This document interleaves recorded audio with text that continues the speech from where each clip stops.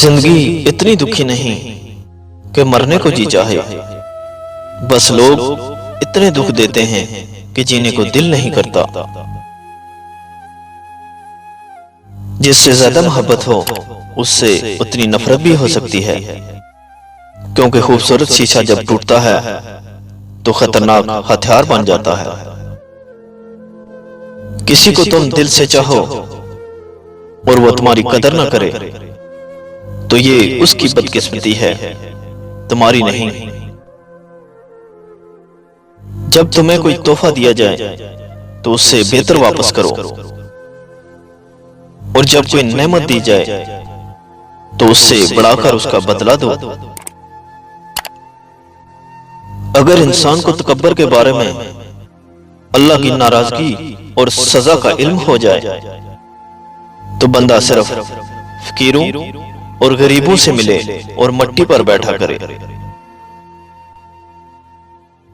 کسی کے برا کہہ دینے سے نہ ہم برے ہو جاتے ہیں نہ اچھے، کیونکہ زبان سے شخص خود کا ظرف دکھا سکتا ہے، دوسرے کا عکس نہیں۔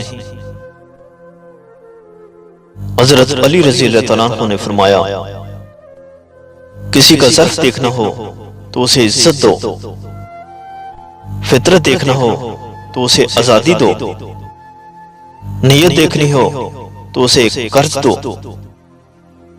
خصلت دیکھنی ہو تو اس کے ساتھ کھانا کھاؤ، صبر دیکھنا ہو تو اس پر تنقید کر کے دیکھ لو، اور خلوص دیکھنا ہو تو اس سے مشورہ کر لو۔